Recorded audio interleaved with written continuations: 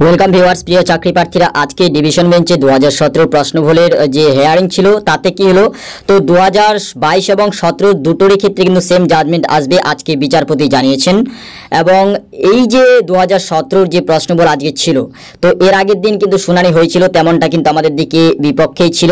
তো যাই হোক, 2022-এর যে সকল যে ক্যান্ডিডেটের পক্ষ থেকে যে সিনিয়র অ্যাডভোকেট দাঁড় করা হয়েছিল এবং সেক্ষেত্রে আর্গুমেন্ট পেশ করা হয়েছিল যে 2022-এর টেটের ক্ষেত্রে যে প্রশ্নগুলো রয়েছে, তো সেই ক্ষেত্রে বিচারপতি বলেন যে 2022 এবং 2000 প্রশ্নগুলির যে জাজমেন্ট একই হবে। তো এখানে আমি সকলের উদ্দেশ্যে বলতে চাই, যারা 2022-এর ক্যান করে সহযোগিতা করেছেন, এর ফলে কিন্তু আমরা সিনিয়র অ্যাডভোকেট দিতে পেরেছি। তো সকল যে ক্যান যারা করেছেন, সহযোগিতা করেছেন ডিভিশন বেঞ্চে লড়ার জন্য, সকলকে কুর্নিশ জানাই। তো এইবার 2022 এবং 2017 এক কথায় বলতে গেলে ডিভিশন বেঞ্চে উইন, এক কথায় জিতে গেছি।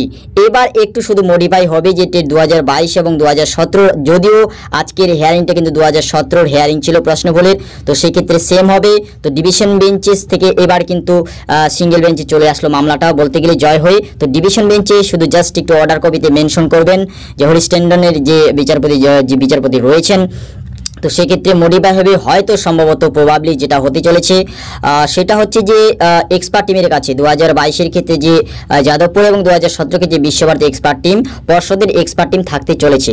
তো এটাই হওয়ার কিন্তু সম্ভাবনা বেশি রয়েছে। তো সেক্ষেত্রে পর্ষদের এক্সপার্ট টিম থাকলেও কিন্তু যে পজিটিভ রয়েছে, তো সেক্ষেত্রে অনেক কিছুই যে এর আগের দিনের হিয়ারিংয়ে কিন্তু অনেক কিছুই যে নেগেটিভ যাচ্ছিল মামলাটি, কেন সেটাও বলে দিয়ে দিই। সেখানে যে বিভিন্ন লাইব্রেরি থেকে বই তুলে দিয়ে সাধারণত যে স্ট্যান্ডার্ড বই নয়, সাধারণত বই এবং লাইব্রেরি থেকে যে কোনো যে প্রমাণ নিয়ে এসে সেগুলো পেশ করলে তাহলে কিন্তু যে এই যে মতামতের যে দ্বিমত ছিল সেগুলো কিন্তু তুলে ধরা হয়েছিল, যার জন্য কিন্তু নেগেটিভ ছিল। এবং পরবর্তীতে যদিও সেগুলোকে আরও যে WBP অর্থাৎ West Bengal board of primary education যে পর্ষদ প্রোভাইডেড বই এবং এনসিটি বই, সেগুলো কিন্তু আর্গুমেন্ট পেশ করা হয়েছে। তো এই যে ম্যাটারগুলো, যে স্ট্যান্ডার্ড টেক্সট বুক কিন্তু প্রচুর বই দেওয়া রয়েছে, তো সেগুলো আশা করি বাদ যাবে না যখন কিন্তু সেগুলো যখন যেগুলো ভেরিফাই করা হবে সেই সমস্ত প্রশ্নগুলো বিশ্বভারতী এবং যাদবপুর এক্সপার্ট টিমের কাছে।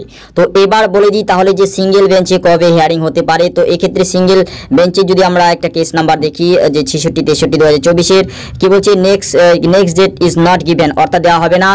ডিভিশন বেঞ্চের এই যে কারেকশন মডিফাই করা হবে অর্ডার কপিটা, সিঙ্গেল বেঞ্চের অর্ডার কপিটাকে একটু পরিবর্তন করে তারপরেই যে সিঙ্গেল বেঞ্চে কিন্তু হিয়ারিং কন্টিনিউ হতে থাকবে। এক্ষেত্রে কিন্তু অনেকটাই পজিটিভ দিক রয়েছে।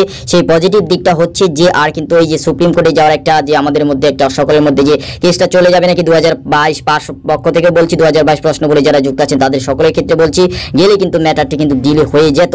তো সেক্ষেত্রে আর প্রবাবিলিটিটা, সেই সম্ভাবনাটা থাকছে না। মামলা কিন্তু সিঙ্গেল বেঞ্চে আবার রান করবে। অর্ডার কপি পড়ুক, আগে অর্ডার কপি চলে আসুক, অর্ডার কপিতে মেনশন হোক, তারপরে কিন্তু সিঙ্গেল বেঞ্চে যে যাবতীয় আপডেট সেগুলো কিন্তু আমি প্রোভাইডেড করে দিয়ে দিব। তো এইবার একটা জিনিস এখানে মনে রাখতে হবে যে আমি আবারও বলছি, 22-এর যে 17 ম্যাটারটি কিন্তু আজকে ছিল, কিন্তু তার সঙ্গে সঙ্গে কিন্তু 22-এর ম্যাটারটিও কিন্তু তোলার কথা হয়, আলোচনা সেখানে আনা হয়। তো সেক্ষেত্রে বলেছিলেন যে একই ম্যাটার, তো যে একই রায় আসবে, বিচারপতি জানিয়ে দিয়েছেন যে অর্থাৎ যে মামলা কিন্তু ডিভিশন বেঞ্চ থেকে সিঙ্গেল বেঞ্চে আবার হেয়ারিং শুরু হবে।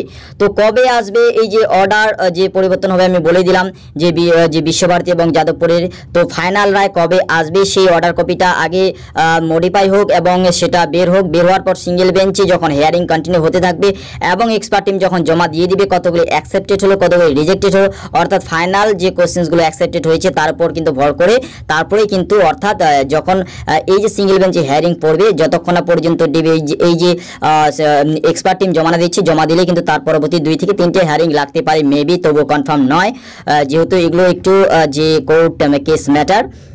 তো যাই হোক, তো 2017-22-এর ক্ষেত্রে প্রচুর স্ট্যান্ডার্ড টেক্সট বুক, এনসিটি বই, WBP যে পর্ষদ প্রোভাইডেড বই প্রচুর দেওয়া হয়েছে, 2017 ক্ষেত্রে দেওয়া রয়েছে।